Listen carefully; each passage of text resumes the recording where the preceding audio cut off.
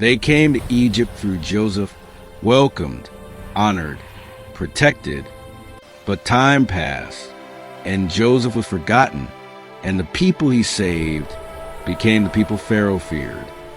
So he turned honor into slavery and welcome into chains. They were born free, but now they lived in chains. They worked in the heat of the day and bled in the silence of the night. No mercy, no rest, only bricks and fear.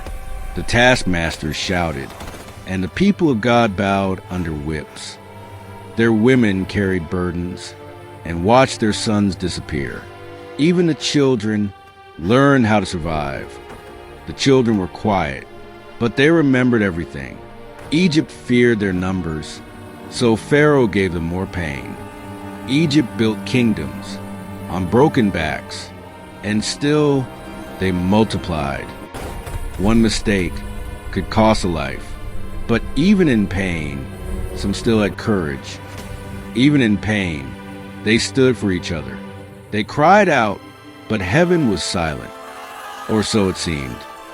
Because while Pharaoh ruled with fear, God was already moving, not with thunder, not with armies, but with a baby floating in a river.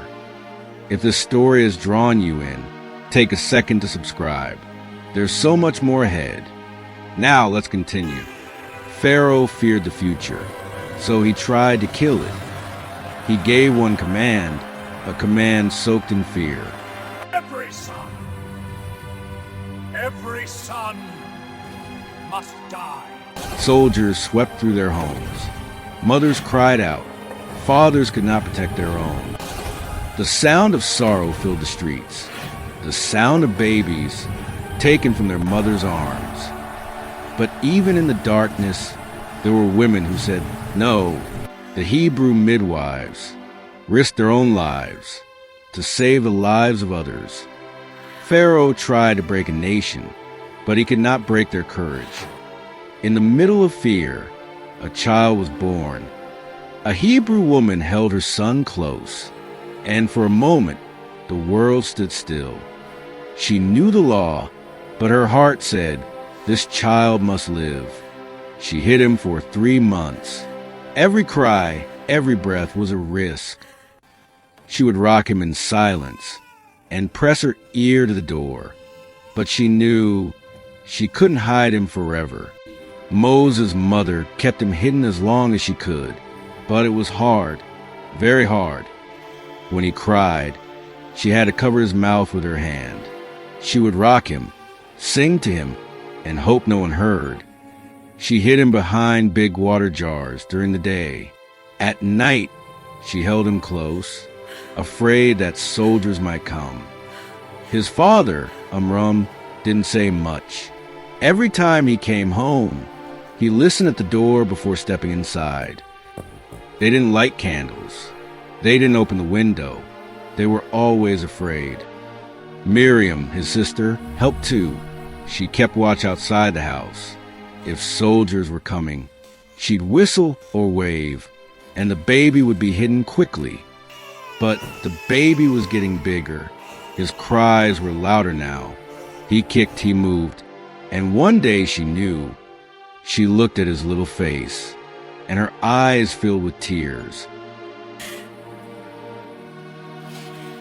I can't hide you anymore. So she sat down and started to make a basket. She used long grass and mud. She covered it with pitch to keep water out. She wrapped it soft inside. And when the basket was ready, she laid him inside, very gently. She held it. She cried. She didn't want to let go, but she had no choice. If she kept him, he would die. So she carried the basket to the river, step by step, with her heart in her hands. Miriam walked beside her, quiet and afraid. The water was still. The air was heavy. The river was calm, but her heart was not. She knelt in the reeds and held the basket one last time. She kissed his face. She touched his tiny fingers. Then she pushed it forward, not into the water, but into God's hands. The sun rose over Egypt, and the palace came to life. Gold walls, smooth floors, voices echoing down long, empty halls. Servants rushed with trays and water jars. Perfume filled the air. It was like this every morning. But not everyone in that house moved with pride. One daughter of Pharaoh spoke softly, walked slowly, listened more than she spoke. While the world inside the palace stirred with power, her heart stayed quiet. She stepped onto the stone balcony, breathed in the warm breeze, and turned to her maidservants. Let's go down to the river. The sun feels good today. The path to the Nile was smooth and quiet. The sun was warm, the morning peaceful. Guards watched from the shadows. Slaves bowed as she passed. Some didn't look up at all, but she noticed them. She was Pharaoh's daughter, but she didn't carry his cruelty. She smiled at a child by the road, and the child smiled back.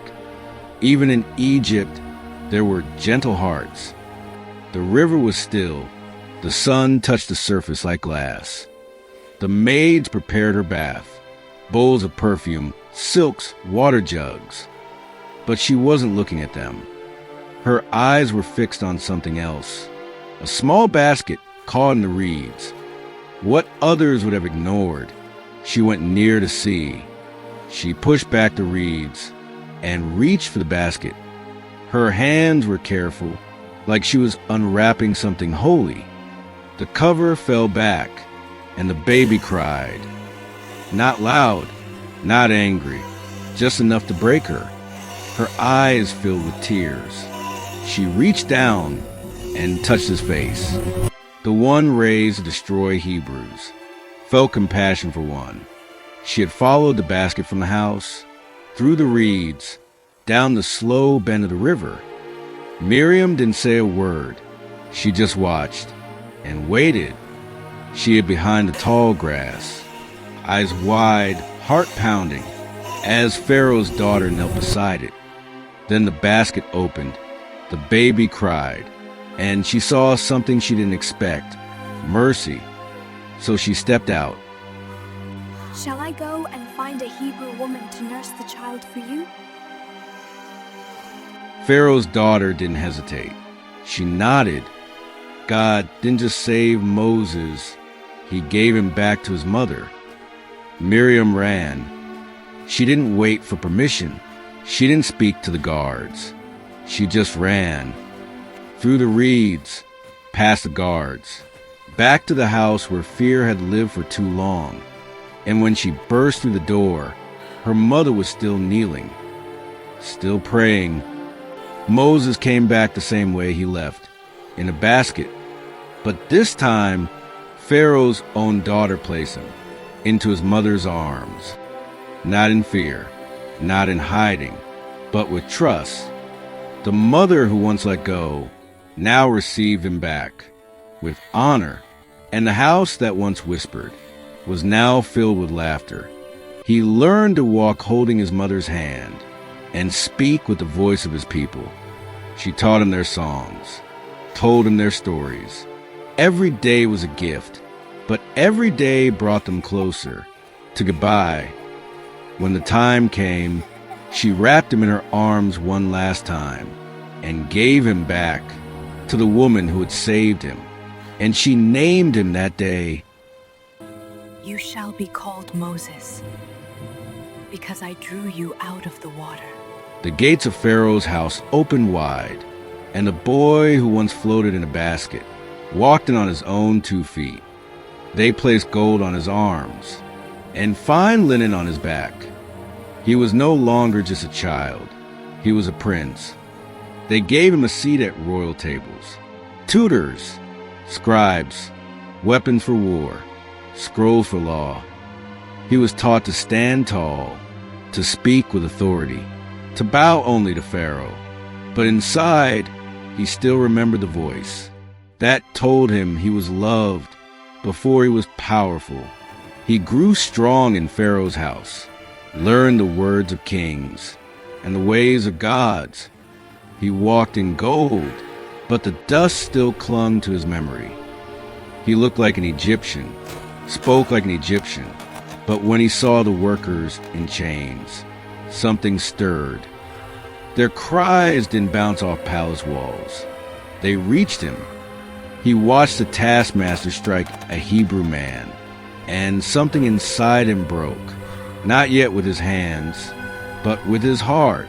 He saw it happen, not from a scroll, not in a dream, but right in front of him. A man, a slave, beaten like an animal. The taskmaster's arm rose again, and that was the moment Moses stepped forward, not as a prince, not as a soldier, but as a brother. The sand swallowed the body, but the weight of what he did would not stay buried. The next day, he saw two Hebrews arguing. He stepped in, ready to help, but they turned to him. "Who made you ruler over us?" Will you kill me too? The words hit harder than a whip. He thought no one saw, but the ground remembers, and the story had already begun to spread. When Pharaoh heard what Moses had done, he tried to kill him. Bring me Moses. The boy he raised, the prince of Egypt, now hunted. Moses fled. He didn't look back. He ran from the only life he ever knew. He left his palace, his title, his people, and he kept walking until the city disappeared, until the desert swallowed the road, until only sand and silence remained. He had no crown, no sandals, no direction, only guilt and questions.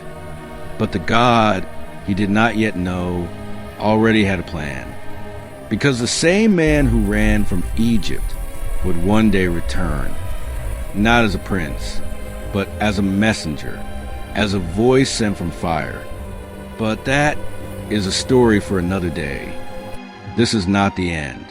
The man who fled in fear will one day stand in boldness. So don't miss what happens next. Like, share and subscribe now to follow the journey of the one who will return with fire